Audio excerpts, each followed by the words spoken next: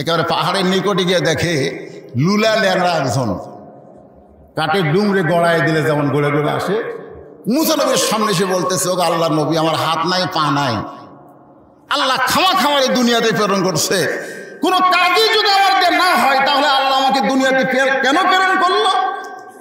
আপনি একটু আমার কথা আল্লাহকে বলবেন। মুসা বললেন, বলবো, কোনো সমস্যা নাই। মুসা নবী তুর পর্বতে গেলেন, আল্লাহর সঙ্গে কথাও বললেন। কথা বলার পরে মুসা নবী যখন চলে আসতেছেন, আল্লাহ বলে, মুসা আমাকে বলার তোমার কিছু নাই? মুসা বলে, আল্লাহ যা বলার তা শেষ। আল্লাহ বলে, মুসা তোমার কি আর বলার কিছুই নাই? মুসা বলতেছে, আল্লাহ যা বলার দরকার ছিল সব শেষ করেছি, আর কি বলবো? আল্লাহ বলে, মুসা রে, রাস্তার মধ্যে তোমার 3 জন ধরে আমার কাছে বলার কথা বলেছিল, তুমি কি তাদের কথা বলবা না? মুসা নবী আফসোস করে বলতেছে, আল্লাহ আমার মনে নাই। ধরে কন কি নাই? আচ্ছা আপনারা বলেন তো, রাস্তার এই 3 জন লোক এরা কি বাঘ ধরছে না নবীক ধরছে? ধরে কন মুসা কি নবীক ধরেছে, অথচ নবীরই মনে নেই। আর এখন কতগুলা বাবা ধরে, ধরে কন কি ধরে? আমার বাবা আছে, আমার কোনো টেনশন নেই। নবী পর্যন্ত আল্লাহর কাছে গিয়ে ভুলে যায়, তোমাদের বাবা পীর সাহেব তোমাদের কথা আল্লাহর কাছে বলতে পারবে না, তারই কি হবে এই নিয়ে চিন্তা করা লাগবে। ধরে কোন কথা ঠিক কিনা? আল্লাহ ডাক দেওয়ায়, মুসা দুনিয়ার সবাই সবাইকে ভুলতে পারে, কিন্তু আমি আল্লাহ কোনোদিন কাউরে ভুলি না। ফাযকুরুনি আযকুরুকুম ওয়াশকুরুলি ওয়ালা তাকফুরুন। আল্লাহু আকবার। মুসা বলতেছে, আল্লাহ তাআলা খবর কি? এই 3 জনের খবর কি? খবর আছে না নাই? কার খবর? আল্লাহর পক্ষ থেকে এই 3 জনের খবর কি? আল্লাহ বলে, মুসা যাওয়ার সময় যার সাথে তোমার প্রথম দেখা হবে, আসার সময় যার সাথে তোমার দেখা হয়েছিল, যাওয়ার সময় তার সাথে তোমার দেখা হবে না। আসার সময় যার সাথে তোমার প্রথম দেখা হয়েছিল, যাওয়ার সময় কি তার সাথে হবে না? যাওয়ার সময় যার সাথে তোমার প্রথম দেখা হবে তার খবর হলো, আমি তাকে খামাখা তৈরি করিনি। আল্লাহ বলে, হাত নাই পাও নাই, ওরে দিয়ে আপনি কি করবেন? আল্লাহ বলে, ওর একটা কাজ করবো, সেটা হল জাহান্নামে একটা স্যাদ আছে, ওই স্যাদটা ওয়াক দিয়ে বন্ধ করবো। মুসা বলতেছে, আল্লাহ কি করলেন? জাহান্নামের ছিদ্র বন্ধ করবো। বলে, এটা একটা কথা হলো। সুবহানাল্লাহ। মুসা নবী আল্লাহর সঙ্গে কিন্তু মাঝে মধ্যে তর্ক করছে। দুনিয়াতে তারে শান্তি দিলেন না, মরার পরে জান্নাতের ছিদ্র বন্ধ করবেন, এইটা না বলে আপনি জাহান্নামের ছিদ্র বন্ধ করবেন। আল্লাহ বলে, মুসা ওর যা খবর আমি তোকে জানায়া দিলাম। খবর তৈরিকারী কে? আর নবীরা খবর দিছে। খবর বানাতে কোনো কষ্ট নাই, কিন্তু খবর সাপ্লাই করতেই কষ্ট। এখান কথা ঠিক কিনা? আমাদের নবী আল্লাহর খবর দিবার যায় কিন্তু পাথর খসে। আল্লাহর খবর দিতে গিয়ে তায়েফবাসী নবীকে পাথর মারছে। আল্লাহর খবরের বিজয়ের জন্য উহুদের ময়দানে নবী দান শহীদ করেছে। জোরে কোন কথা ঠিক কিনা? আল্লাহর খবর হচ্ছে কোরআন। কোরআনকে বলা হয় খবরে ওয়াহিদ। 1 নম্বর খবর, যে খবরের মধ্যে কোনো ভেজাল নাই, সন্দেহ নাই, গোজামিল নাই। জোরে কোন কথা ঠিক কিনা? যালিকাল কিতাবুল লা রাইবা ফীহ, কোনো ভেজাল নাই। সন্দেহ আছে? গোজামিল আছে? তাহলে আল্লাহর খবর মুসা নবী বলতেছে। ওই মেয়েটার ব্যাপারে আল্লাহ ডাকতে বলে, মুসা মেয়েটার খবর হলো তাকে বেশি বেশি শুকরিয়া আদায় করতে বলবা। যাটুকু আমি দিয়েছি এই নিয়েই যেন সে শুকরিয়া আদায় করে। লাইন শাকারতুম লাযীদান্নাকুম, যে বেশি বেশি শুকর করবে আল্লাহ তার নিয়ামত বাড়ায় দিবে। জোরে কোন সুবহানাল্লাহ। মুসা বলে, আল্লাহ তাহলে প্রথম জনের খবর কি? আল্লাহ বলতেছে, তাকে না শুকরি বান্দা হওয়ার জন্য বলবা। তাকে তুমি বলবা তার কাছে যত সম্পদ আছে সম্পদের মালিক আল্লাহ না, সম্পদের মালিক সে নিজে। মুসাকে আল্লাহ এই খবর দেওয়া যাবে কেন? সম্পদের মালিককে আরো জয় কর না কেন? আপনাকে এই সন্দেহ আছে নাকি? আছে। তাছাড়া লোক দিয়ে আপনি কেমনি বলেন, এইদিকে যা দেখতেছেন হুজুর এটা আমার, ওই সাইডে যা দেখতেছেন আমার ভাইয়ের। পিছনে তা দেখতেছেন আমার বাপ চাচা, তো সবই যদি তোমাদের হয় আল্লাহর, তখন বলতে যেটা আল্লাহরা দেখে গেলে আপনাকে কষ্ট করে 2 মিনিট হাঁটা লাগবে, কষ্ট করে 2 মিনিট হাঁটলে আল্লাহটা দেখানো যাবে। 2 মিনিট হাঁটার পরে মসজিদের সামনে গিয়ে বলতে যে হুজুর এখানেও আল্লাহর কিছু ছিল না, আমার চাচা দয়া করে আল্লাহ 10 শতক দান করছে, আর আমরা টাকা পয়সা দিয়ে আল্লাহ ঘর বানায় দিছি, নাম দিছি আল্লাহর ঘর। ফেরেশতা বলে আল্লাহ এটা কোন দেশ, যে দেশে চাচা দান করলে তুমি পাও, ভাস্তারা তৈরি করে দেয়, এই দেশের নাম কি? আল্লাহ বলে ওই দেশের নামই হলো বাংলাদেশ, যে দেশে আমি আল্লাহর চাইতে গরিব কেউ নেই। একদম একদম ঘরম সাজে ঢাক ঢোলক ঝাঁঝর বাজে এই শিক্ষা যে প্রাইমারি দেওয়া হয়, এই প্রাইমারি শিক্ষকের মাস গেলে 50,000 টাকা বেতন পায়, যেরকম কথা ঠিক কিনা? আর জালিকাল কিতাবুল লা রাইবা ফিহি হুদাল লিল মুত্তাকিন, এই কোরআন শিক্ষা যেখানে দেওয়া হয় দেখবেন কোভিডের অত্যাচারে ওস্তাদের বেতনই বন্ধ হয়ে আছে 3 মাস। গতকাল যেখানে মাহফিল করলাম ওখানকার মুহতামিম বলতে যে হুজুর প্রায় 13 বছর চাকরি করতেছি, 10,000-এর উপর আমার বেতন ওঠে না, সব জিনিসের দাম বাড়লো কিন্তু হালাকের দাম বাড়লো না। মসজিদের ইমামের দাম বাড়েনি, মুয়াজ্জিনের দাম বাড়েনি, সব জিনিসের দাম বেড়ে গেছে। যেরকম কথা ঠিক কিনা ভাই? না, মুসা নবী প্রথম দেখা লুলা পঙ্গুর সাথে, লুলা পঙ্গু বলতেছ আল্লাহর নবী আমার খবর কি? আমার কথাকে আপনি আল্লাহকে বলেছিলেন? মনে চিন্তা করে আমার তো মনেই নেই, মনে আছিল আমাকে এত ধরা ধরল অত তার মনেই নেই। আল্লাহ তোমার ব্যাপারে খবর দিল, তোমাকে আল্লাহ খামাকা সৃষ্টি করে নাই, আল্লাহ তোমাকে দিয়া জাহান্নামের একটা ছিদ্র বন্ধ করে দিবে। জাহান্নামের একটা ছিদ্র কি করবে? বন্ধ করবে। সঙ্গে সঙ্গে লুলা পঙ্গু বললেন আলহামদুলিল্লাহ, জোরে বলেন আলহামদুলিল্লাহ। মুসা কয় পাগল নাকি? ভালো মতো শুনছো? আল্লাহ তোমাকে দিয়া জাহান্নামের ছিদ্র বন্ধ করবে। পঙ্গু বলতেছে এতদিন মনে করতাম আমার দাম নাই, এতদিন মনে করতাম আমার কোনো দাম নাই, আল্লাহ আমার খামাকা সৃষ্টি করছে, কিন্তু জাহান্নামের ছিদ্র যখন বন্ধ করবে তখন বিশ্বাস হলো আমার দাম আছে। মুসা বলতেছে কে রে, আগুন দিয়ে পুরা সারকার হয়ে যাবি? বলে জাহান্নামেরও মালিক যিনি, জান্নাতেরও মালিক তিনি। সুবহানাল্লাহ বলে। মুসা নবী বললেন পাগলে যা মুখে তাই বলে। এই কথা বলে যখন মুসা নবী রওনা দিয়েছেন, আল্লাহ বলে মুসা একটা বার পিছন দিকে তাকায় দেখো। মুসা নবী তাকায় দেখে লুলা পঙ্গু নাই, সুদর্শন একটা যুবক দাঁড়িয়ে আছে। লাইন শাকারতুম লাযীদান্নাকুম আশকুরুনি ওয়ালা তাকফুরুন। তোমরা আল্লাহর শুকর গুজারি বান্দা হও, তোমরা কুফরি করো না। এ কথা কার? তাহলে আমাদেরকে আল্লাহ যা দিছে এটা আমরা খুশি না বেজার? চোখ ঠিক আছে, কান ঠিক আছে, হাত ঠিক আছে, হেঁটে হেঁটে আসেন, সব কিছু যে আল্লাহ আমাদের সুন্দর করে রেখেছে, আমরা আর কিছু চাই না। এই নিয়ামত আল্লাহ আমাদের দান করার কারণে খুশি না বেজার?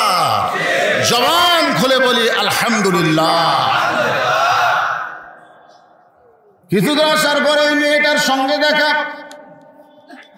মুসা নবী বলতেছে ওগো মা, তোমার জন্য আল্লাহর খবর হলো, তুমি যে অবস্থায় আছো আল্লাহর বেশি বেশি শুকরিয়া আদায় করো। মেয়েটা বলছে কি করলেন, কি করলেন? আমি যে অবস্থায় আছি সে অবস্থায় শুকুর করা যায়? বাড়িতে রোদ আসে, পানি পড়ে, খাওয়ার কিছু নাই, এই অবস্থা আলহামদুলিল্লাহ কেমনে বলবো? আপনার আল্লাহর কি হুঁশ নাই, আক্কেল নাই?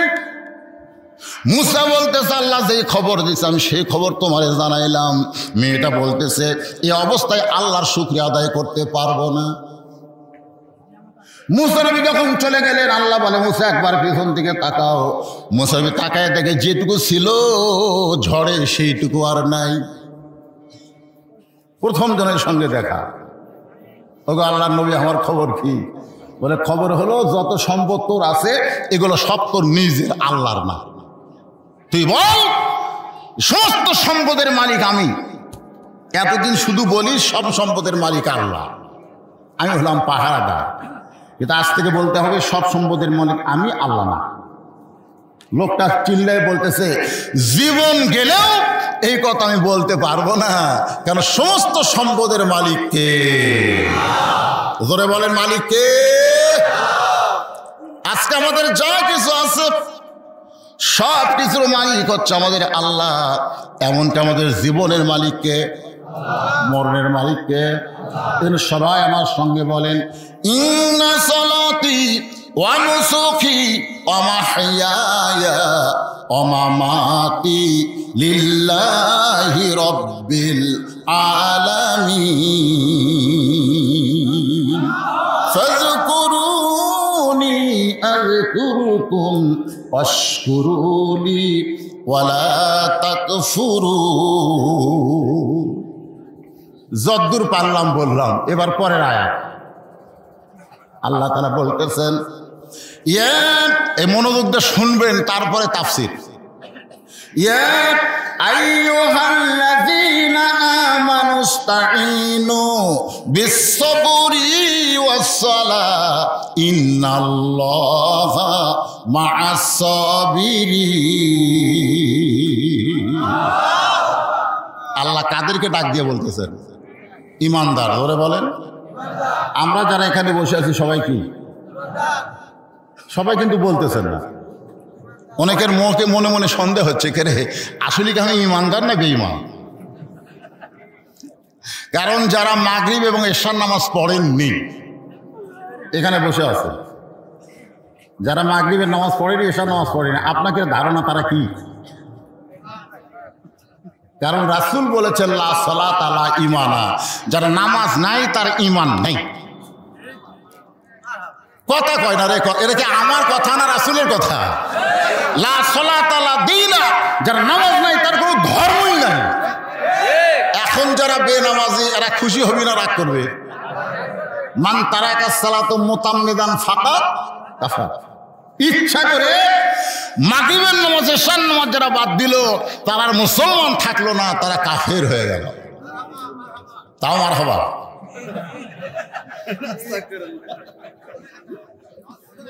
আসলে কখন কোনটা বলা লাগবে?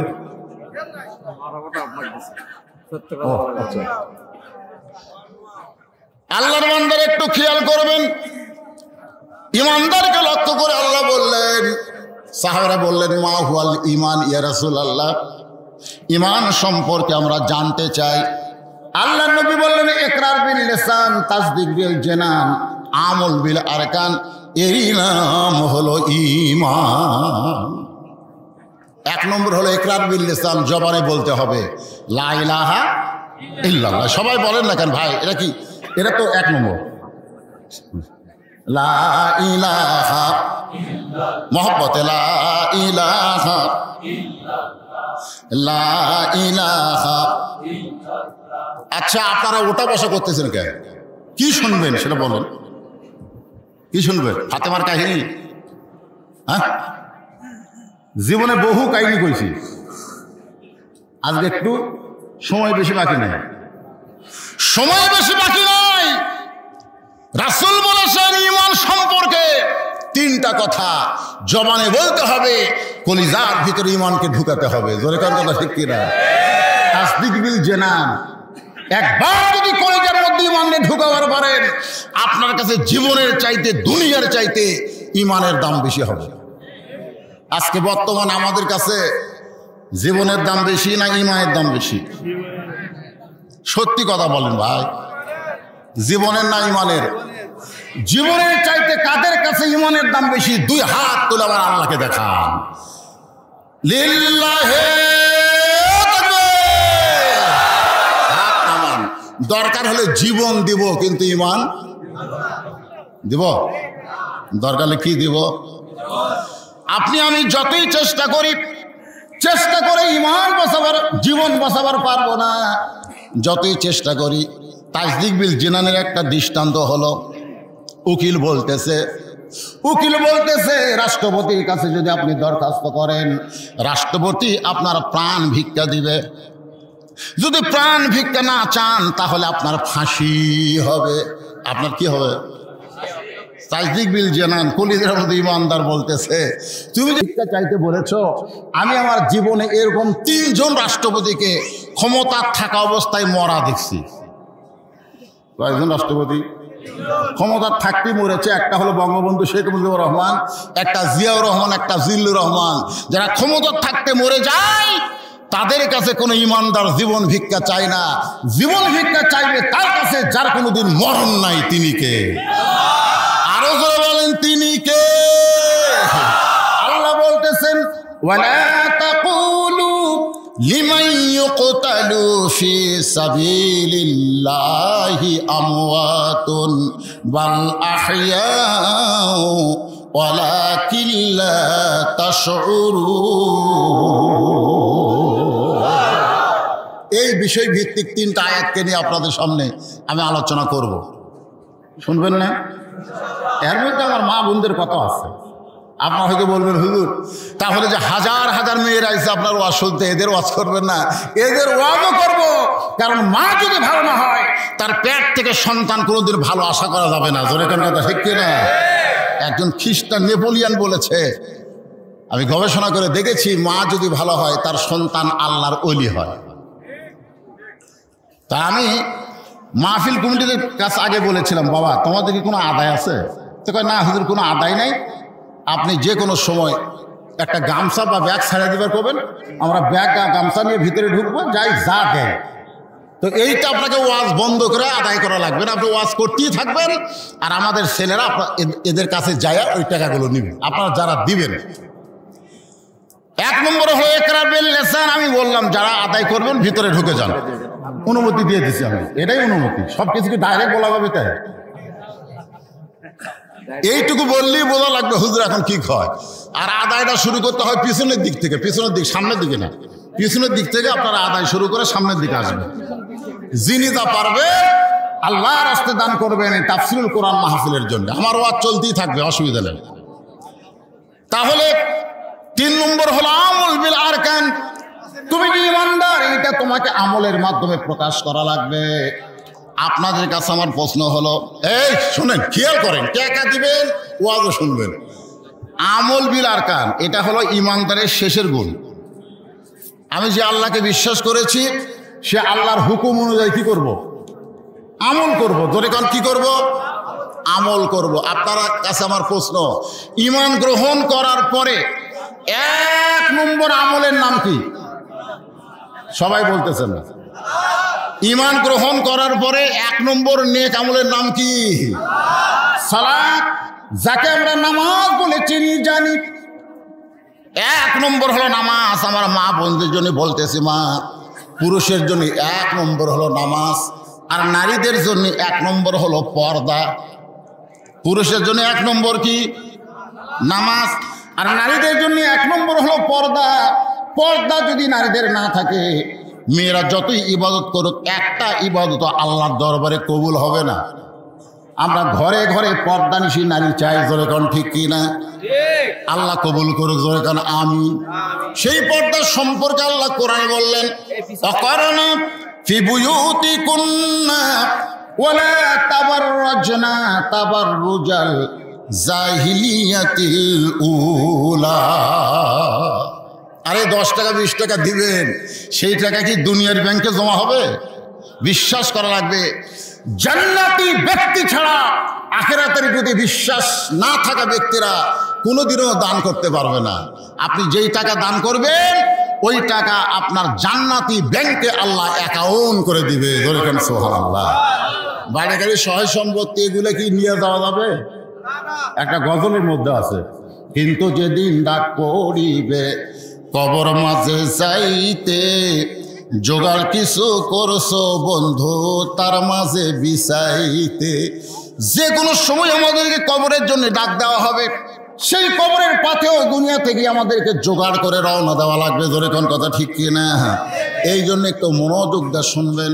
পুরুষের জন্য 1 নম্বর নিয়ে আমল হলো নামাজ, আর নারীদের জন্য 1 নম্বর আমল হলো পর্দা।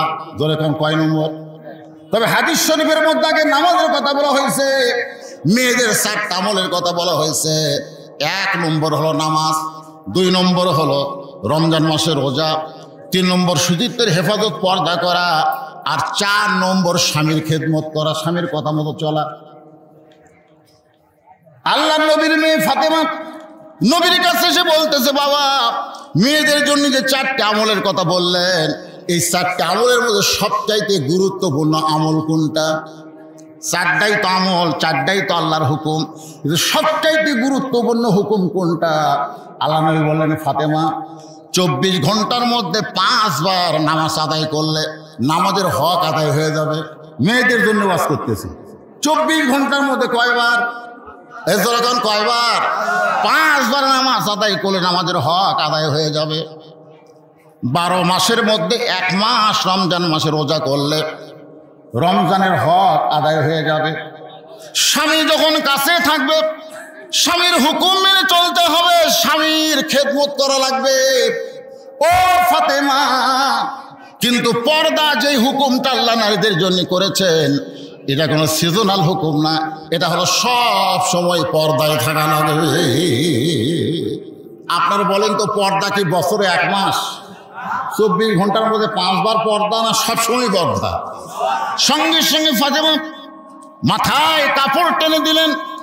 আল্লাহ রাসূল বলেন, ফাতেমা মাথায় কাপড় টানলে কেন? মেয়েদের পর্দা করতে গেলে মাথায় কি দেওয়া লাগবে? কথা কয় না। এই জন্য মেয়ের, আপনাদের এলাকায় মেয়ে মানুষ মারা গেলে কয় কাপড়? 5টা। আমার এলাকার এক মেয়ে মানুষ ভোটে নামাছে, ভোটে ভাইস চেয়ারম্যান।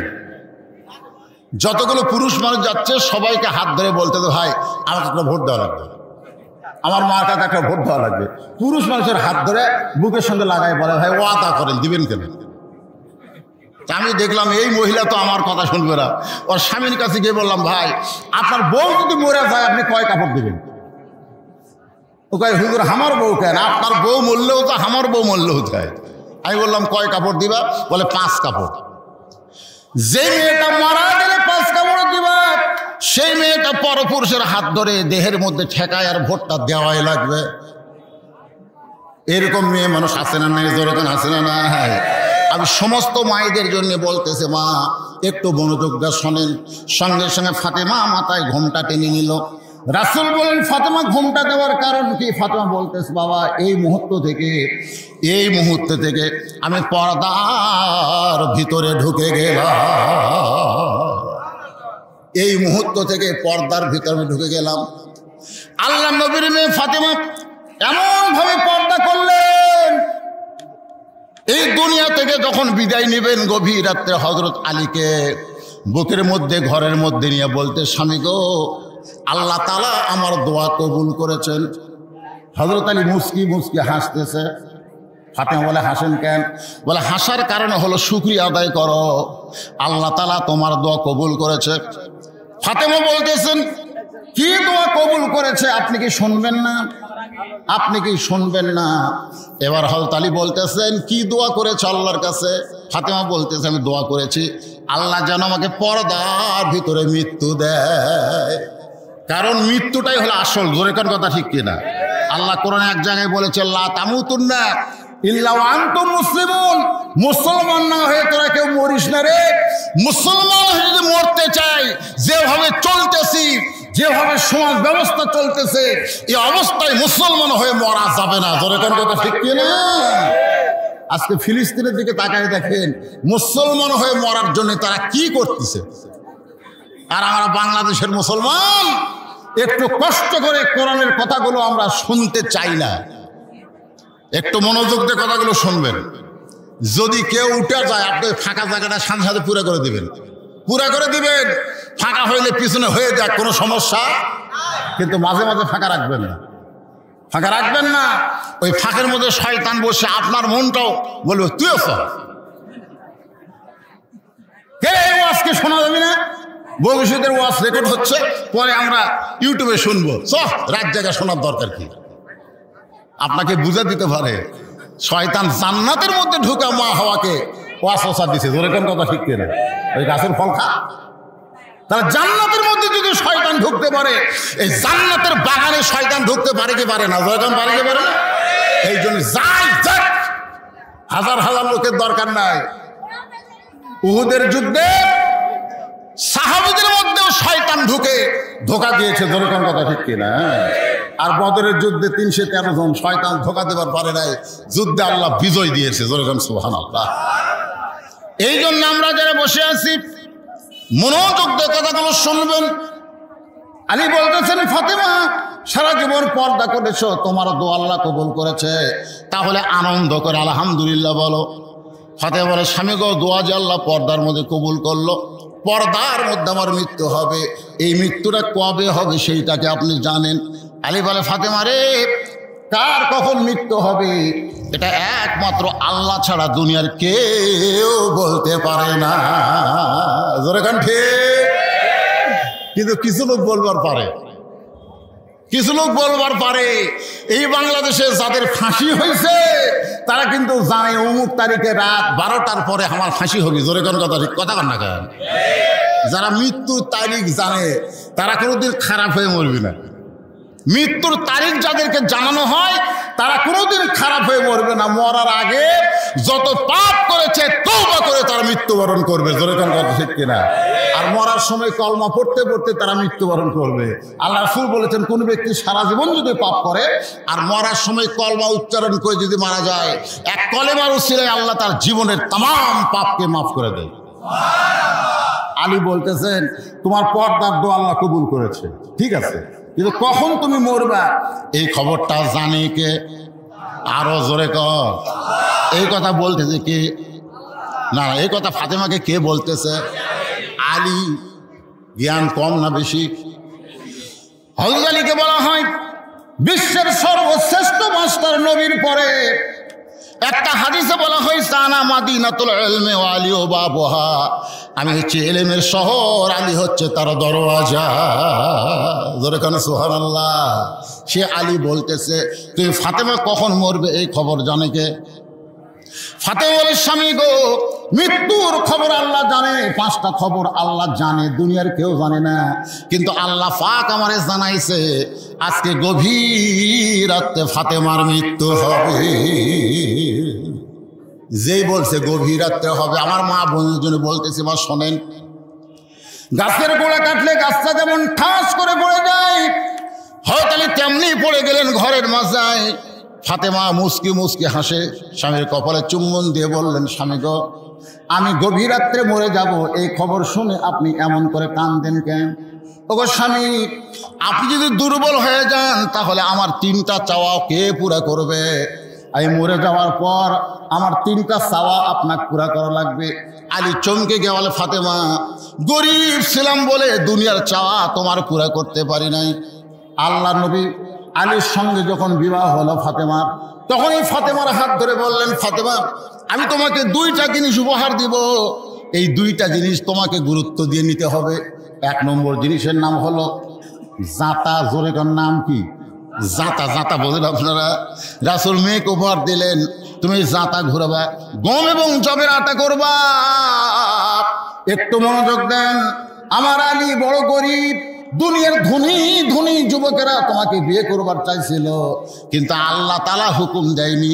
আলীর ব্যাপারে আল্লাহ ঘটকালি করার কারণে আমি রাসূল আমার চাচাতো ভাই, আপন চাচাতো ভাই আলীর সঙ্গে তোমার বিয়া দিলাম। আলীকে তুমি কোনোদিন কষ্ট দিবা না। দুনিয়ার জীবনে ফাতেমা কিছুই চাই নাই, মৃত্যুর সময় বলতেছে, আমি মরে যাওয়ার পর আমার 3টা চাওয়া আপনি পুরা করবেন। কিছুই চাইনি ফাতেমা, কিছুই না। একদিন আল্লাহ নবী জোহরের নামাজ পড়ে এসে ফাতেমার দরজায় ডাকতেছে, ফাতেমা, ফাতেমা। ফাতেমার দরজায় এসে কাঁদতেছে। রাসূল বলে, ফাতেমা কান্দো কেন? বলে, আপনি ডাকলেও দরজা খোলা যাবে না বাবা, এই মুহূর্তে আমার পরনে এমন একটা কাপড়, যে কাপড় পরে আমি দরজা খুলতে বড় শরম পাই। জোরে কোন সুবহানাল্লাহ। কত কষ্ট ছিল ফাতেমা, কোনোদিন বাপের কাছে বলে নাই। আজকে হযরত আলী বলে, ফাতেমা কি 3টা জিনিস চাইবা?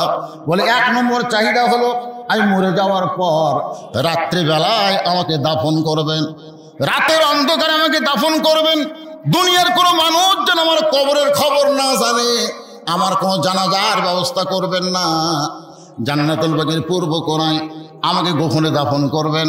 আমার কবরের খবর যেন দুনিয়ার কোনো মানুষ না জানে। আমার লাশটা খাটনিতে তুলবেন না, কারণ খাটনি কান্দে নেওয়ার সময় আমার দেহের ওজন তারা বুঝতে পারবে। আমি হিসাব করে দেখলাম এই মুহূর্তে 4 জন পুরুষ নাই যারা ফাতেমার খাটনি কান্দে নিবে। আমার বাবা যদি দুনিয়াতে থাকতো, মরা মেয়ের লাশের খাটনি বাবা কান্দে নিবার পারতো। আমার হাসান হোসেন যদি বড় হইতো, মায়ের লাশের খাটনি কান্দে নিবার পারতো। কিন্তু হাসান হোসেন ছোট, বাবা 6 মাস আগে দুনিয়া থেকে বিদায় নিয়েছে। আপনি আমার কান্দে করে ওই জান্নাতুল বাকির পূর্ব কোণায় আমাকে দাফন করবেন। মায়েরা বোনেরা যারা পর্দার অন্তর আছেন, যে ফাতেমার শোনার জন্য আপনারা বাড়ি থেকে মাহফিল এসেছেন, আমি আপনাদের জন্য বলতেছি, ফাতেমাকে সাইয়্যিদাতুন নিসা বলা হয়, জান্নাতি নারীদের নেত্রী বলা হয় একটাই মাত্র আমলের কারণে। সে আমলটার নাম হলো পর্দা। আমলটার নাম কি? কথা কন না, নাম কি? আমাদের জন্য 1 নম্বর আমল হলো নামাজ, আর নারীদের জন্য 1 নম্বর নেক আমল হলো পর্দা। আল্লাহ ইমানদারকে লক্ষ্য করে বললেন, আস্তাইনু আস্তাইনু বিসসবরি ওয়াস সালাহ ইন্নাল্লাহা মা'আস সাবিরিন। যদি কিছু পাবার চাও, আমরা যদি কিছু পাবার চাই, তাহলে কার মাধ্যমে চাওয়া লাগবে? না না, এখানে বলতেছে আস্তাইনু, আমার কাছে চাও।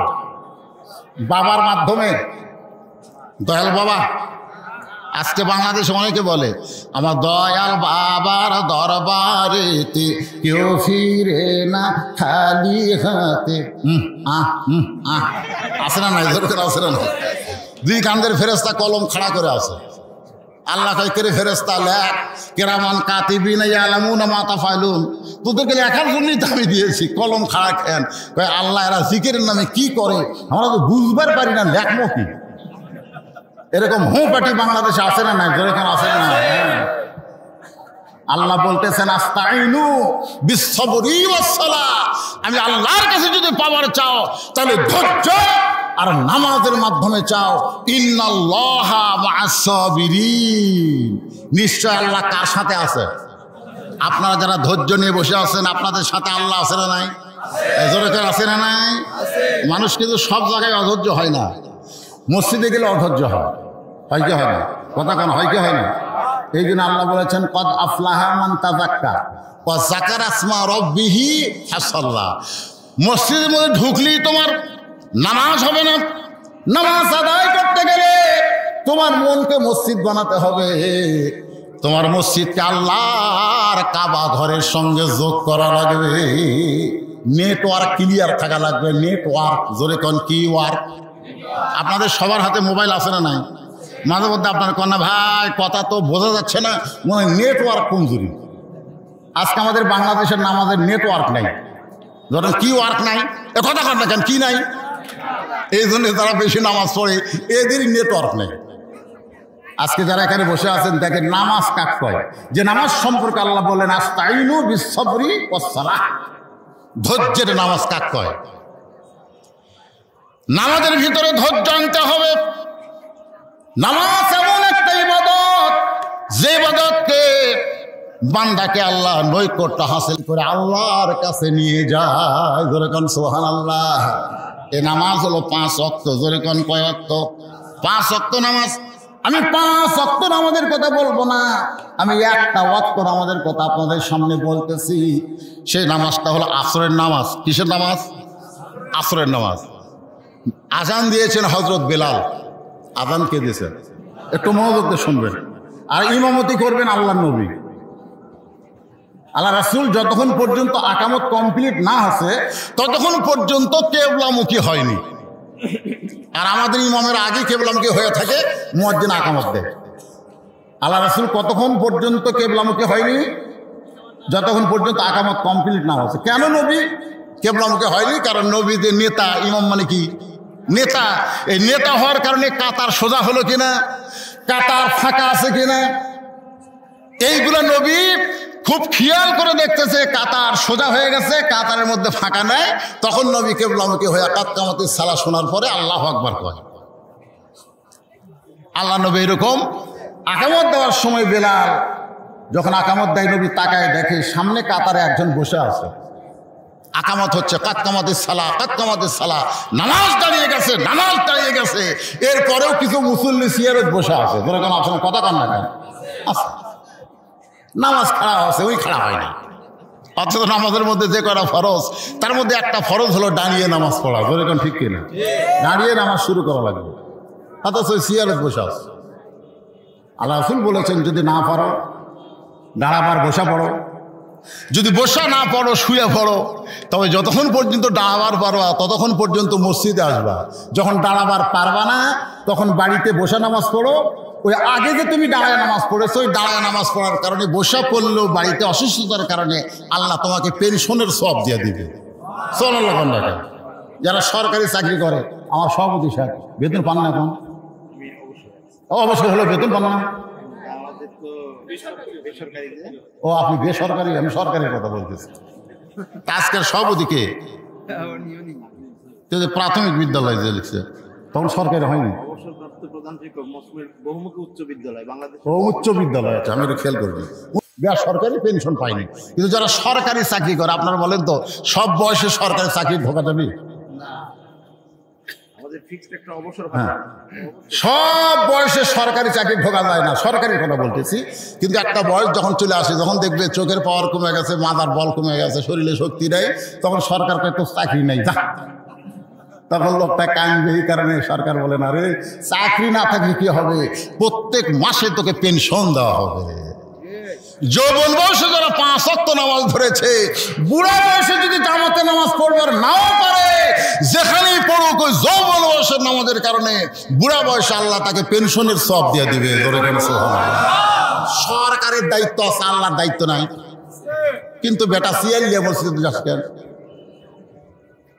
একজন সাহাবী বসে আছেন, খুব মনোযোগ দিবেন। আল্লাহ রাসূল বললেন কুমু লিল্লাহি কানিতিন, কুম মানে দাঁড়াও, লিল্লাহি আল্লাহর জন্য, কানিতিন মানে আনুগত্য নিয়ে। নামাজের মধ্যে দাঁড়াইতে হয় কি নিয়ে, কথা কন না কেন, কি নিয়ে? আনুগত্য। কার আনুগত্য? আরো জোরে বলেন কার? প্রধানমন্ত্রীর সামনে যদি আপনি দাঁড়ান, আপনার দাঁড়ানোর মধ্যে ভদ্রতা আছে না নাই? জোরে কেন আছে না নাই? প্রধানমন্ত্রীর যিনি স্বয়ং প্রেসিডেন্ট আমার আল্লাহ, তার সামনে আপনি মসজিদ আল্লাহর ঘরে গেছেন, আপনার কেমন আনুগত্য হওয়া লাগবে? এই জন্য আল্লাহ রাসূল বললেন দাঁড়াও। সবাই দাঁড়ায় গেছে, বেলালের কাদ কামাতিস সালাহ শোনার পরে তুমি বসে আছো কেন? সাহাবী চোখের পানি নিয়ে কান্দের, বলে রাসূলুল্লাহ আজকে 3 দিন হলে না খাওয়ার কারণে আমার দেহটা এত দুর্বল হয়ে গেছে। হুজুর, এই দুর্বল হওয়ার কারণে, দুর্বল দেহ নিয়ে আমি দাঁড়াবার চাই, কিন্তু আমি দাঁড়াবার পারতেছি না। এই বেলাল যখন আজান দিল, আজান শোনার পরে আমার ইমান বলতেছে তুই 3 দিন হলে না খেয়ে দুর্বল মানুষ, তুই বাড়িতেই নামাজ পড়। কিন্তু আমার ইমান বলতেছে জামাত ধর, পুরুষ মানুষের নামাজ বাড়িতে হবে না। হামাগুড়ি দিয়ে মসজিদের বারান্দায় ইমান বলতেছে সামনে কাতারে যা। ইমানের বলে বলিয়ান হয়ে সামনে কাতারে আসলাম, কিন্তু দেহে না খাওয়া থাকার কারণে আমি দাঁড়াবার পারতেছি না। হুজুর, আল্লাহর রাস্তা আমাকে মাফ করে দেন।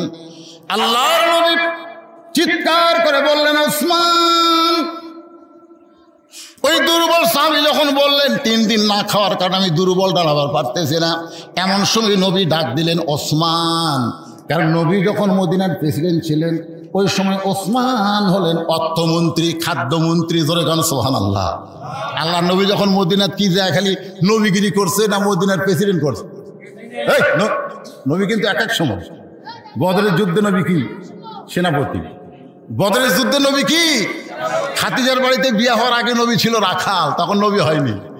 নবী হওয়ার পরে 23 বছর লাকাদ কানা লাকুম ফি রাসূলিল্লাহি উসওয়াতুন হাসানাহ। আল্লাহ কেন বললেন তোমাদের নবী হলো তোমাদের উত্তম আদর্শ? কারণ তুমি যে দিকে যাও নেতা হবে, নবীর আদর্শের মধ্যে নেতাগিরি আছে না নাই? দরকার আছে না নাই? প্রেসিডেন্ট হবে, নবীর আদর্শের মধ্যে প্রেসিডেন্ট আছে। গরিব হবে, নবীর জীবনের মধ্যে গরিব আছে না নাই? সব কিছু নবীর মধ্যে আছে। এই জন্য আমাদের নবী হলো আমাদের জন্য উত্তম আদর্শ। এই কথা বলেছেন কে? সবাই জবান খোলে না, যে করে বসে আছেন রাগ করে আছেন। আচ্ছা, মাইকের সাউন্ড কি আপনারা ক্লিয়ার শুনতে পাচ্ছেন না? না না, আমি তো আপনাকে এই বাঘ মারা বহু ওয়াজ করছি, আমার জীবনে 37 বছরের রেকর্ড আমি দেখিনি যে আমি ওয়াজ শুরু করলে লোক ওঠে। আজকে কি একটা ব্যাকরণ হয়ে গেছে, কারণ না ব্যাকরণ। জি লস হোক, কিন্তু যারা বসা থাকে এরা ওঠে না। কিন্তু আজকে একটা ব্যাকরণ মাইকও হতে পারে, আমার কথা ঠিক মতো বুঝতে পারতেছেন না। আমি কিন্তু খুব চেষ্টা করতেছি এই 3টা আয়াতের মধ্যে আমার কথাগুলো সীমাবদ্ধ রাখতে। আপনি একটু মনোযোগ দিলে কথাগুলো বুঝবার পারবেন। তাহলে নবী যখন মদিনার প্রেসিডেন্ট ছিল ওই সময় ধর্মমন্ত্রীর নাম হলো আবু বকর। জোরে কান সুবহানাল্লাহ। ধর্মমন্ত্রীর নাম কি? আইন মন্ত্রীর নাম হলো হযরত উমর। মন্ত্রীগুলোর নাম দেখেন, আইন মন্ত্রীর নাম কি?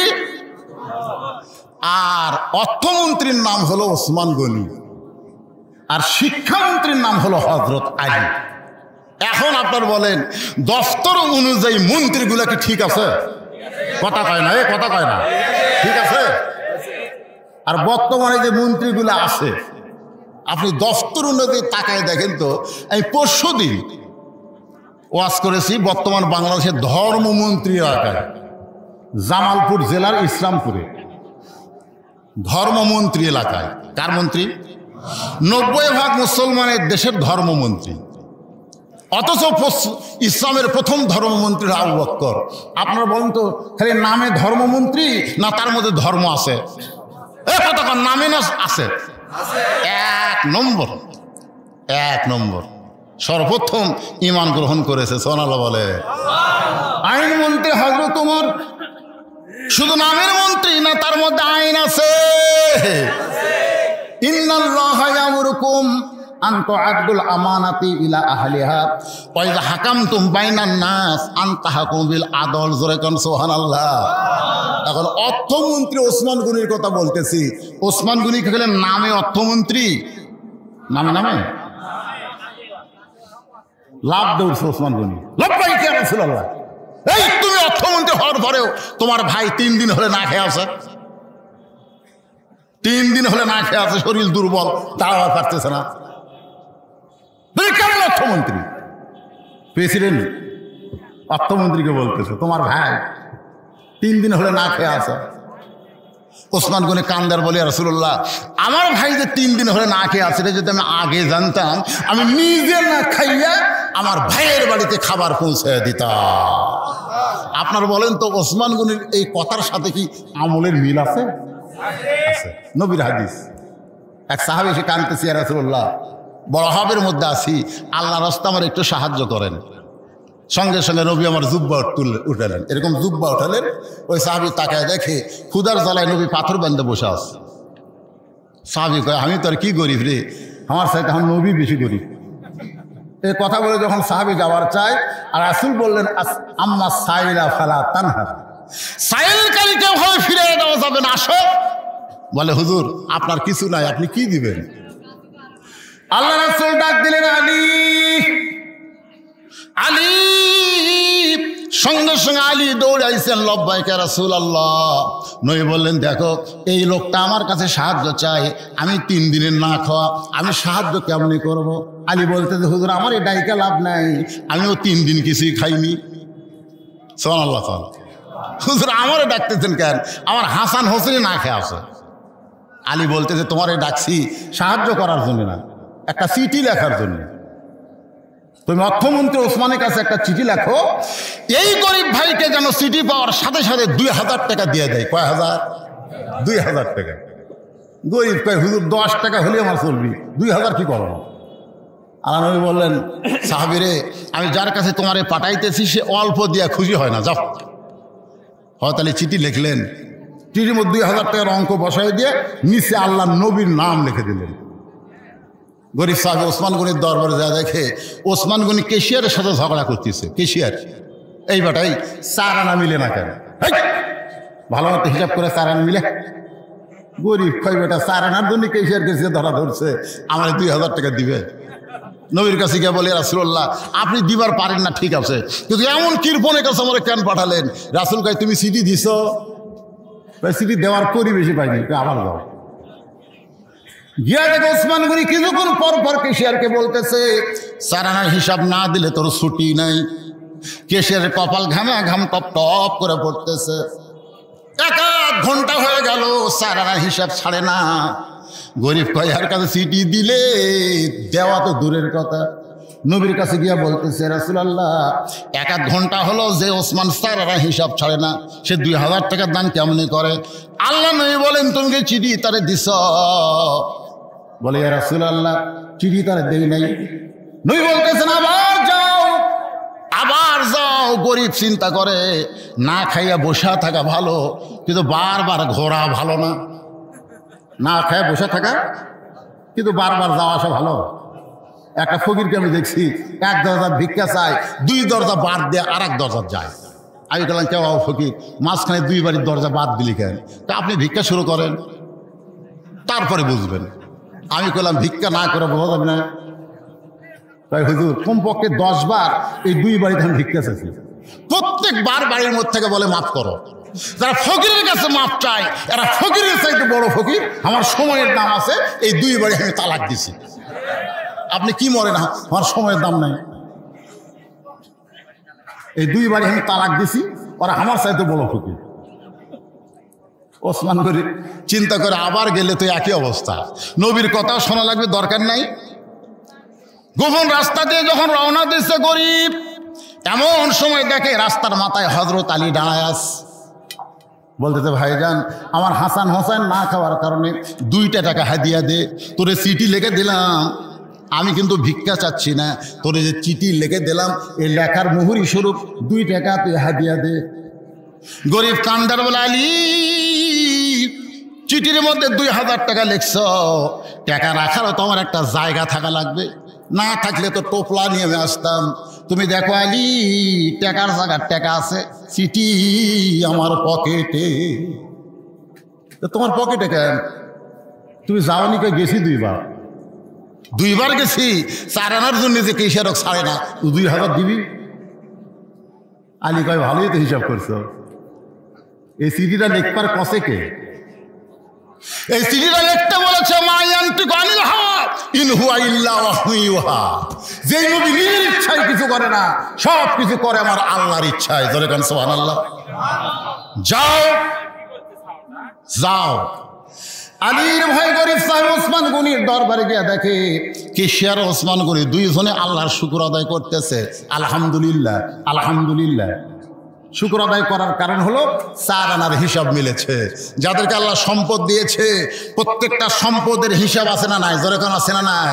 কেন হিসাব আছে? কেন হিসাব করে বছরে আপনাকে শতকরা 2.5 টাকা যাকাত দিতে হবে, হিসাব করে। হিসাবে আপনি কোটি টাকা যাকাত দেন, আপনার যাকাত আদায় হবে না। যাকাত দিতে হবে সম্পদের হিসাব করে। জোরে কোন কথা ঠিক কিনা? তাহলে 4 আনার হিসাব আছে না নাই? হ্যাঁ, 2 জনে আল্লাহ শুকর আদায় করতেছে, হিসাব মিলেছে। গরিব সালাম দেয়, চিঠি দেয়। ওসমান গনি চিঠি হাতে নিয়ে একটা চুমা খাইছে। ওসমান গনি ভাবলাগদা বলে, ভাইজান এই চিঠি কে পাঠাইছে? গরিব বলতে, চিঠির নিচে তার নাম লেখা আছে, আল্লাহর নবী এই চিঠি পাঠাইছে।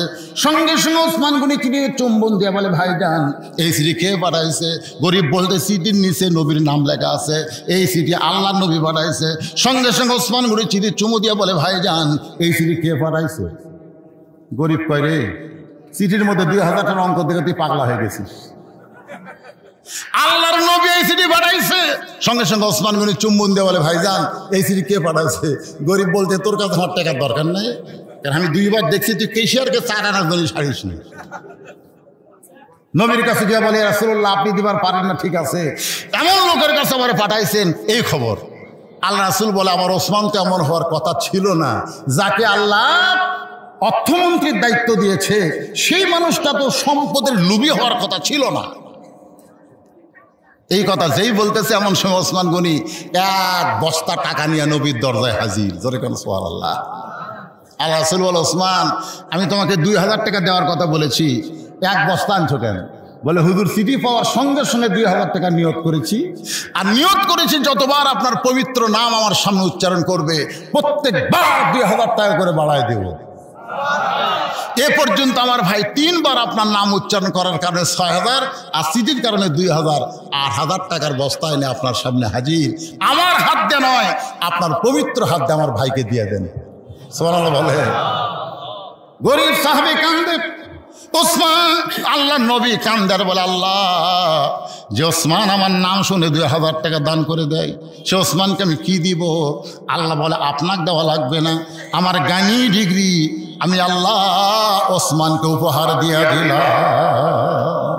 আল্লাহু গানিয়ুন ওয়া আনতুমুল ফুকারা ইল্লা ওসমানু গানিয়ুন। সে ওসমান হচ্ছে অর্থমন্ত্রী। নবী ডাক দেল, ওসমান পেট ভরা খাও।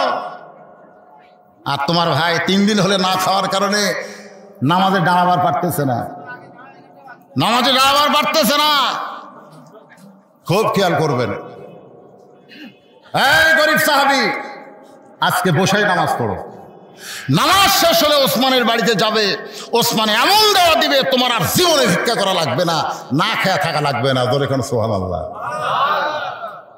গরিব সাহাবী বলতেছি, ইয়া রাসূলুল্লাহ, নামাজ শেষ হলে ওসমানের বাড়িতে আমি যাব না। আল্লাহ রাসূল বলে, যাবে না কেন? বলে, ইয়াকা নাবুদু ওয়া ইয়াকা নাস্তাইন। এই আয়াতের প্রতি আমার যতক্ষণ ঈমান আছে, ইয়াকা নাবুদু ওয়া ইয়াকা নাস্তাইন, এই আয়াতের প্রতি যতক্ষণ আমার ঈমান আছে, ইবাদত করে আল্লাহর কাছে সাহায্য চাও, ততক্ষণ পর্যন্ত আমি না খাইয়ে মরে যাব, কিন্তু আমার আল্লাহ ছাড়া আমি ওসমানের দরজায় যাব না। সুবহানাল্লাহ বলেন না? আস্তাইনু বিস-সাবরি ওয়াস-সালাহ। সঙ্গে সঙ্গে আল্লাহ নবী বললেন, আজকে আসরের নামাজ দেরিতে হবে, আসরের নামাজ দেরিতে হবে। এই কথা বলে নবী মেহরাব থেকে গরিব সাহাবীর দিকে পা বাড়ালেন। মেহরাব থেকে গরিব সাহাবীর দিকে যখন পা বাড়াইছে, এমন সময় ওমর ফারুক নবীর জুব্বা টেনে ধরছে। ওমর ফারুক নবীর জুব্বা ধরে, আইন মন্ত্রী, জোরে কান কি মন্ত্রী? এই জোরে কান কি মন্ত্রী? আইন মন্ত্রী নবীর জুব্বা টেনে ধরে বলতেছে, ইয়া রাসূলুল্লাহ, আপনার জুতার পরশে আল্লাহর আরশ ধন্য হয়ে যায় মিরাজের রজনীতে। সেই নবী আপনি কেন গরিব সাহাবীর কাছে যাবেন? আপনি হুকুম দেন, আমরা গরিবকে আপনার সামনে হাজির করে দিব। সাল্লাল্লাহু আল্লাহ রাসূল বলে, ওমর খালি 2 চোখ দিয়ে দেখে আইন মারতিছে। ইয়ানজুরু বিনুরিল্লাহ, চোখ বন্ধ করে একবার দেখো আমি নবী মেহরাব ছেড়ে কেন গরিব সাহাবীর দিকে যাই, চোখ বন্ধ করে একবার দেখো। কারণ সব জিনিস চোখ খুলে দেখা যায় না, অনেকগুলো দেখতে গেলে চোখ বন্ধ করে দেখা লাগে। যেরকম কথা ঠিক কিনা? কারণ ছোটবেলায় আমরা পড়েছি, 1 চন্দ্র, 2 পক্ষ, 3 মিত্র। এই বর্তমান ডিজিটাল যুবকেরা বলো তো, মিত্র মানে কি? একজন কথা আর কথা কয় না। নিত্র মানে কি? চোখ। তাহলে এখানে বলা হচ্ছে 3 নিত্র, চোখ কয়টা? কিন্তু আমাদের কাছে আছে কয়টা? 2টা। এই 2টা দিয়ে দেখি এটা কার বাড়ি রে? আয় হায়, একটা বাড়ি রে। আল্লাহ কয়, তুই বাড়ি জীবনে বাড়াবার পারলি না, পরের বাড়ির প্রশংসা করে তুই পাপী হয়ে গেলি। দুনিয়ার বাড়ি কোনো বাড়ি না, আসল ঘর তোমার কবর। জোরে কোন কথা ঠিক কিনা? আমি একদিন এক বন্ধুর বাড়ির দরজা দিয়ে বললাম, ভাই এত সুন্দর বাড়ি করছো, আর গেটটাই কি সুন্দর। আমার দিকে তাকাই বলে, হুজুর আপনি বড় বক্তা হলেন কিন্তু শিক্ষিত হলেন না। আমি বললাম, কেন? বলে, শহরে কোনো বাড়ি থাকে? এটা বাসা হুজুর, বাসা বাসা। আমি বললাম, ও এটা বাসা। গ্রামে যেগুলো আছে এইগুলো হলো বাড়ি, আর শহরে যেগুলো বিল্ডিং এগুলো হলো বাসা। আমি তখন বললাম, ভাই একটু চোখ বন্ধ করো, একটু চোখ বন্ধ করো। আজ থেকে 50 বছর আগে আব্দুল আলিম গানে গানে বলেছে, এপারে তোর বসত বাড়ি, ওই পারে তোর বাসা। সবাই বলেন, এপারে তোর বসত বাড়ি, ওই পারে তোর বাসা। ভবদরিয়ায় পাড়ি দিতে, ভবদরিয়ায় পাড়ি দিতে কেমনে করলি আশা, এপারে তোর বসত বাড়ি, ওই পারে তোর বাসা। একটু চোখ বন্ধ করো। এই দুনিয়ার বাড়ি ঘর, সবাই বলেন, এই দুনিয়ার বাড়ি ঘর একদিন হইয়া যাবে পর, যাইতে হবে অন্ধকার কবর। আমি বললাম, এখন চোখ খুলে বলো তো বাড়িটা কার? আমি তাকায় দিকে চোখের পাতা ভিজে গেছে। আমার কয় হুজুর এগুলা মিশা মায়ায় বন্দি থাইকা, বলেন মিশা মায়ায় বন্দি থাইকা করলাম কত খেলা, পশ্চিমে তাকিয়া দেখো তোমার জীবনে ডুইবা গেছে বেলা। প্রতিদিন তুমি বেলা ডুবা দেখো, কিন্তু তোমার হায়াতের সূর্য আস্তে আস্তে ডুবে যাচ্ছে, একটা বারও তুমি খেয়াল করলা না। তুমি একদিন ছোট ছিলে, একদিন যুবক হলে, আজকে বুড়োর পর্যায়ে চলে গেছো, একটা বার তুমি খেয়াল করলা না। তোমার যে রাতটা তোমার কাছ থেকে বিদায় দিচ্ছে, কিয়ামত পর্যন্ত কাঁদলে এই রাত তুমি আর ফেরত পাবা না। তোমার কাছ থেকে যেই মাগরিব চলে গেছে, এশা চলে গেছে, আর কাঁদলে ওই মাগরিব ওই এশার তুমি ফেরত পাবা না। তাই যে কয়েকদিন আমরা জীবিত আছি ভাই, আস্তাইনু বিস-সাবরি ওয়াস-সালাহ, ইন্নাল্লাহা মা'আস-সাবিরিন।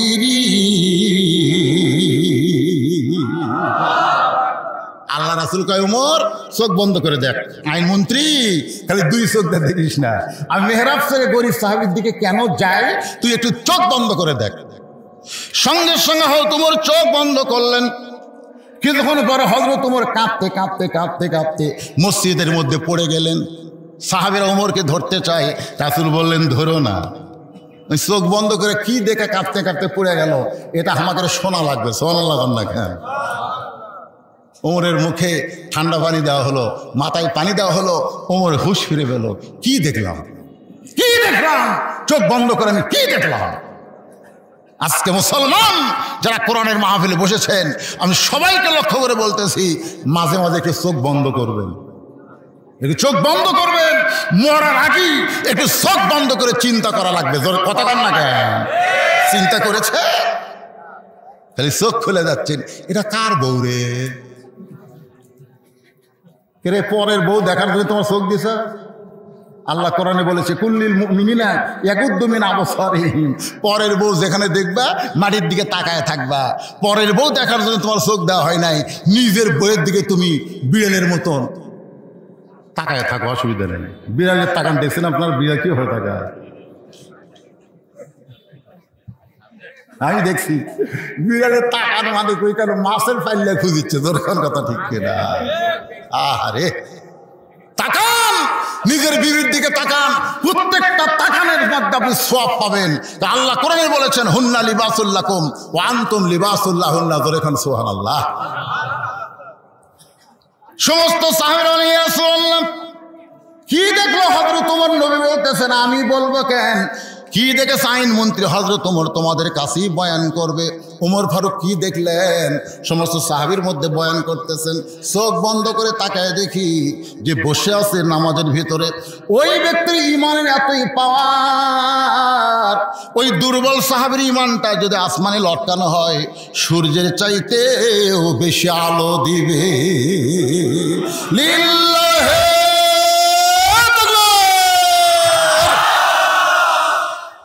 চাইতেই যদি হয় কার কাছে? দরকার হলে না খেয়ে মরে যাবো, কিন্তু আল্লাহ বাদ দেয়া দুনিয়ার ওসমানের দরজা থামি যাবো না। কি মনে করতেছেন? দুনিয়াতে বাংলাদেশে যদি ইসলামের অর্থনীতি চালু হয়, শোনেন, এদেশে যদি ইসলামের অর্থনীতি চালু হয়, আপনার বলেন তো গরিব ঘুরবে না ধনীরা ঘুরবে? কথা কয় না। আমার কথাকে আপনারা বুঝতে পারতেছেন না? আল্লাহর হুকুম হলো 2.5 টাকা গরিবক না দিলে তোমার টাকা হালাল থাকবে না। ঠেকা কার? গরিবের না ধনী? এখন ধনী ব্যাগলা টাকার ব্যাগলা গরিবের দরজা যা বলে ভাই আমার জাকাতের টাকা নিয়ে আমার টাকা পাক করে দে। গরিব বলতেছে তাহলে আমি সাবানের দাম আছে না নাই? খট করে দরজা বন্ধ করে দিবে। ধনী বলতেছে ওরে ভাই আমি তোর জাকাতের টাকা দিবার চাই, তুই দরজা বন্ধ করলি কেন? তোর টাকা আমার দরকার নাই, তুই আরেক দরজা যা। ধনী টাকার ব্যাগলে আরেক দরজা যাবে, ওই ধনী দেখাই দরজা বন্ধ করে দিবে। এইভাবে 7 দিন ঘুরবে, টাকা নেওয়ার মানুষ নাই। সুবহানাল্লাহ না কেন? কে ঘুরতেছে? ফকির ঘুরতেছে না ধনী ঘুরতেছে? ফকিররাই বলতেছে মাফ কর, আরেক দরজা যা, আরেক দরজা যা। কারণ নামাজ পড়ার কারণে তার চাহিদা আল্লাহ পর্যন্ত পৌঁছে গেছে, দুনিয়ার মানুষের কাছে তার কোনো চাহিদাই নাই। সুবহানাল্লাহ না কেন? 7 দিন ঘোরার পরে যখন কোনো গরিব নাই, মনের দুঃখ নিয়ে ওই ধনী ব্যক্তিটা মরুভূমির দিকে যাচ্ছে, যা দেখে মরুভূমির মধ্যে একজন বস্তা মাথাতে ঘুম পাড়তেছে। বেগালা ভাবতেছে যে গরিব পেলাম রে, 7 দিন পর একটা গরিব পাচ্ছি, খুশি হয়ে সালাম দিছে, আসসালামু আলাইকুম। বস্তাওয়ালা লাভ ধরে বলতেছে আলহামদুলিল্লাহ। বেগালা কয় ভাই তোর সালাম দিলাম, তুই আলহামদুলিল্লাহ বলিস কেন? বলে 1 বস্তা টাকা নিয়ে 15 দিন ঘুরতেছি, গরিব নাই, তো দেখে আল্লাহ শুকর আদায় করতেছি, টাকাটা নিয়ে আমার মাফ কর। বেগালা ভাই আমি কই 7 দিন, তুই ঘুরিস 15 দিন, তার গরিব গেল কোথায়? আস্তাইনু বিস-সাবরি ওয়াস-সালাহ, নামাজ আর ধৈর্যের মাধ্যমে যারা চায় তাদের কাছে কোনো ধনী না, একমাত্র ধনী হলো আমার আল্লাহ। ধরে কোন কথা ঠিক কি না? ইন্নাল্লাহা মা'আস-সাবিরিন, ধৈর্যশীলদের সঙ্গে থাকবে কে? 100 বছর ধরে বাইতুল মুকাদ্দাস ওই ফিলিস্তিন ইসরায়েলেরা দখল করার চেষ্টা করতেছে। যেরকম কথা ঠিক কিনা? ধৈর্য ধরে আছে, নামাজ আদায় করতেছে। বাইতুল মুকাদ্দাস হলো মুসলমানের প্রথম কিবলা, আল্লাহর বান্দারা। এরপর আমি বলেছি ওয়ালা তাকুলু লিমান ইউকতালু ফি সাবিলিল্লাহি আমওয়াতুন। কে বাজান আপনারা উঠলেন কেন? এখনই শেষ করে দেব, আপনার শেষ পর্যন্ত শুনবেন না যে 3টা আয়াত তেলাওয়াত করছি। ওয়ালা তাকুলু লিমান ইউকতালু ফি সাবিলিল্লাহি আমওয়াত বাল আহইয়া। আমি আপনাদের অনুরোধ করব, এটা বাগমারা হলেও এখানকার পরিবেশ আলাদা, এখানকার মানুষেরা 12টার পরেও আর শুনতে চায় না, ঠিক কিনা বলেন? এই আপনার নিয়ম করবেন। আমি কিন্তু এখানে এশার নামাজের আগে এশার নামাজে শুনাইছি, তা আমাকে তো 9টা 10টার সময় দিলেও পারতেন, কিন্তু পারেননি, যে কোনো কারণে একটু 10টার পরে উঠছি। এই আয়াতের একটু সামান্য সময়, এই সময় না, সামান্য সময় আপনাদের সামনে বলবো। বর্তমান বিশ্বের প্রেক্ষাপটে এই আয়াতের তাফসীর আমাদের শুনতেই হবে। কি শোনার দরকার আছে না নাই? মারাত্মক কথা, ডাইরেক্ট কথা আল্লাহ বলেছেন। এই আয়াতের মধ্যে কোনো ইনডাইরেক্ট কথা নাই। আল্লাহ বলেছেন ওয়ালা তাকুলু লিমা ইউকতালু ফি সাবিলিল্লাহি আমওয়াত বাল আহইয়া ওয়ালাকিন লা তাশউরুন। আল্লাহ রাস্তায় যারা জীবন দেবে, শোনেন, জীবন দেওয়া লাগবে কার রাস্তায়?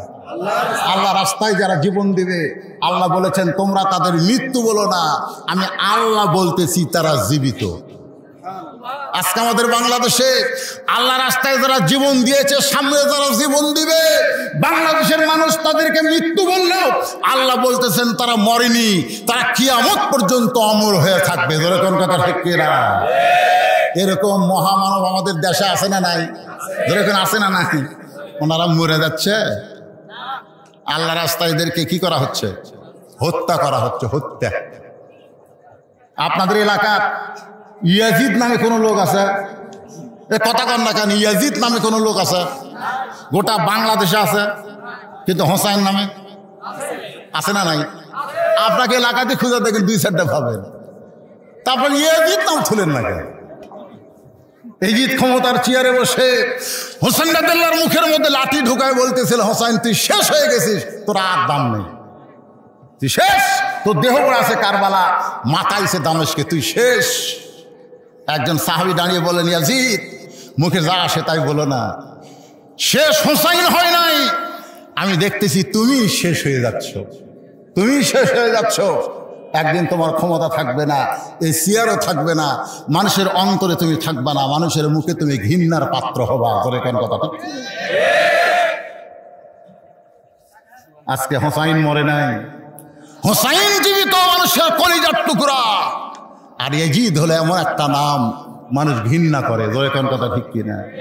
ক্ষমতার চেয়ার পায়া ভালো মানুষকে হত্যা করে তুমি মনে করবা আমি হইছি রে, তুমি কিছু হওনি, খালি মরে দেখো তুমি ঘৃণার পাত্র হয়ে যাবা। কোন কথা ঠিক কিনা? আল্লাহ রাস্তায় যারা জীবন দিচ্ছে, যারা দিছে, যারা দিবে, আয়াতে আল্লাহ বলেছেন তারা মরবে না, আমি আল্লাহ বলতেছি তারা জীবিত। বলে কোন সুবহানাল্লাহ। বালাহিয়া, বরং তারা জীবিত। ওয়ালাকিন লা তাশউরুন, তোমরা সাধারণ মানুষ সেটা বুঝতে পারতেছো না। আবু হানিফা রহমতুল্লাহ আলাইকে জেলখানার মধ্যে হত্যা করা হয়েছে। জোরে কোন কথা ঠিক কিনা? কথা কান না গে মরিছে আবু হানিফা। ওই সময় যিনি তাকে জেলখানায় হত্যা করেছিল তার নাম হলো আবুল মনসুর। আপনারা বলেন তো আবুল মনসুরের নাম কেউ কবার পারে? এ কথা কন না কেন? কেউ কবার পারে? কিন্তু আবু হানিফার নাম মানুষের অন্তরে অন্তরে আসে না, নাই? জোরে আছে না? নাই? কিয়ামত পর্যন্ত হকের পক্ষে যারা থাকবে তাদের অনেককেই হত্যা করা হবে। তাই বলে মনে করেন না তারা নিহত হয়ে গেছে, মরে গেছে, বরং তারা চির অমর হয়ে কিয়ামত পর্যন্ত আল্লাহ তাদের রাখবে। জোরে কোন ঠিক? তো সামনে আসতেছে দিন, সামনে দিন আসতেছে। আজকে ফিলিস্তিনে শুরু হয়েছে, মনে করতেছে আমাদের বাংলাদেশে হবে না। গোটা পৃথিবীর মধ্যে আমি পৃথিবীর যতটুকু দেশে গেছি আল্লাহ আমাকে যা দেখাইছে, বর্তমানে মুনাফিকের ফ্যাক্টরি দেশের নাম হলো বাংলাদেশ। মুনাফিক আমাকে টুপিওয়ালার মধ্যেও আছে। আপনি বলেন তো সর্বোত্তম যিনি মুনাফিক তার চরিত্র কেমন? আবু বকরের সঙ্গে নামাজ পড়ে, 5 ওয়াক্ত নামাজ তাকবীরে উলার সাথে সামনে কাতারে আদায় করে, টুপি পাগড়ি জুব্বা সব 1 নম্বর। আবু বকর রাদিয়াল্লাহু বাম পাশে দাঁড়ায় নামাজ পড়ে। নামাজের মধ্যে আল্লাহ তাআলা একটা আয়াত নাযিল করলেন, আমাদের নবী নামাজের ভিতরেও কোরআন নাযিল হয়েছে। ধরে কেন সুবহানাল্লাহ। নামাজের ভিতরে নাযিল হলো ইয়া আইয়ুহান নাবিয়্যু হারজিল মুমিনিনা আলাল কিতাল। নামাজ শেষ করে নবী সাহাবীদের বললেন, সাহাবীরা আজকে যখন নামাজের মধ্যে ছিলাম তখন কোরআনের আয়াত আল্লাহ নাযিল করেছে, তোমরা কি আয়াতটা শুনবা? সাহাবীরা বললেন, হুজুর শুধু শুনবো না, সামিনা ওয়া তাআনা, আমরা শুনবো এবং আমল করব। জোরে কেন সুবহানাল্লাহ। আল্লাহ রাসূল বললেন আয়াতটা হলো ইয়া আইয়ুহান নাবিয়্যু হারজিল মুমিনিনা আলাল কিতাল। আল্লাহ বলেছেন, হে রাসূল খালি কাতার সোজা করে জামাত করে নামাজ পড়লে হবে না, যারা জামাতে নামাজ আদায় করতেছে এই মুমিনদেরকে আপনাকে সৈন্য হিসেবে গড়ে তুলতে হবে। যে কোনো সময় মক্কার কাফেররা মদিনা আক্রমণ করতে পারে, আর মদিনা আক্রমণ করলে নামাজ দিয়া দোয়া দিয়া আপনি মদিনা রক্ষা করতে পারবেন না। কাফের বেঈমানদের বিরুদ্ধে আপনাদেরকে অস্ত্র ধরা লাগবে। আয়াত যখন নাযিল হলো ওই টুপিওয়ালা জুব্বাওয়ালা নবীর হাঁটুর সঙ্গে হাঁটু লাগায় বলতেছে, ইয়া রাসূলুল্লাহ এটা না গন্ডগোলের আয়াত। তোর এখন কিসের আয়াত? রাসূল চমকে উঠছে, কে রে? হ্যাঁ, ইসলামী আন্দোলনকে যারা গন্ডগোল কয় ই কে রে?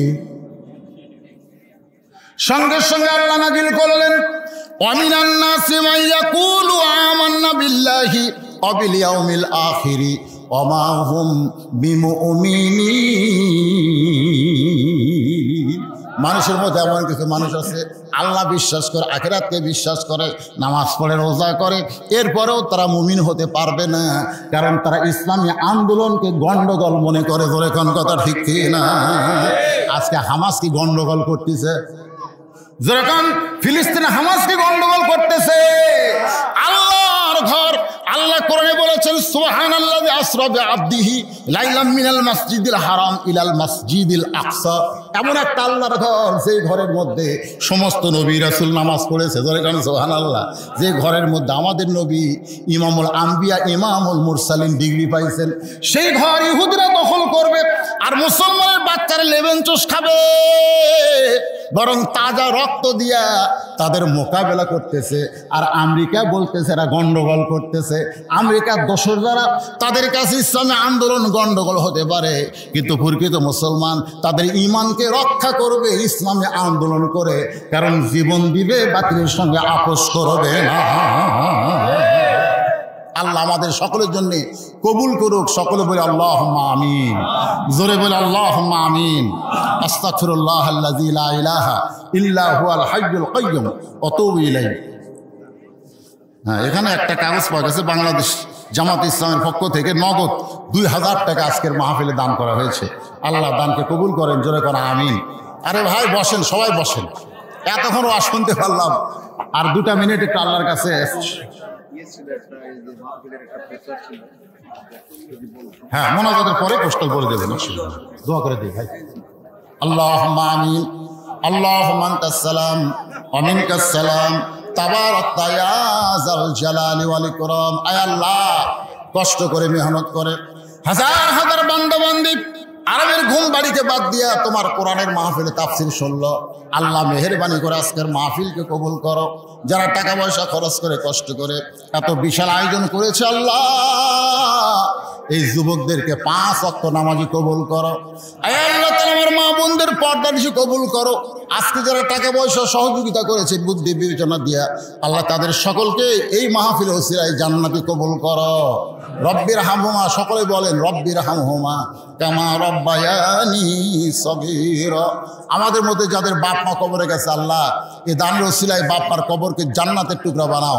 মাহফিল ওসিলায় বাপ মার কবরকে জান্নাতের টুকরা বানাও। আজকের মাহফিলের সম্মানটা সভাপতিকে আল্লাহ তুমি কবুল করো, সহসভাপতিদের কবুল করো, প্রধান অতিথি বিশেষ অতিথিদের আল্লাহ তুমি কবুল করো, আলেম ওলামাদের কবুল করো, বিপদ আপদ মুসিবত থেকে আল্লাহ আমাদেরকে হেফাজত করো। আল্লাহ কোরআনের মাহফিল আমরা বসেছি, শুধু শুনবো না, কোরআন মোতাবেক আমরা চলতে যেন পারি। আল্লাহ কোরআনের বিজয় দাও বাংলাদেশে, জোরে কান আমিন। আল্লাহ একদিন আমরা দেখব এই বাংলাদেশ কোরআনের দেশ আল্লাহ কবুল করেছে। এই দৃশ্য দেখার মতন সুযোগ আল্লাহ আমাদেরকে দান করে দাও। সুবহান রাব্বিকা রব্বিল ইজ্জাতি আম্মা ইয়াসিফুন ওয়া সালামুন আলাল মুরসালিন ওয়ালহামদুলিল্লাহি রাব্বিল আলামিন বিরহমাতিকা ইয়া আরহামার রাহিমিন।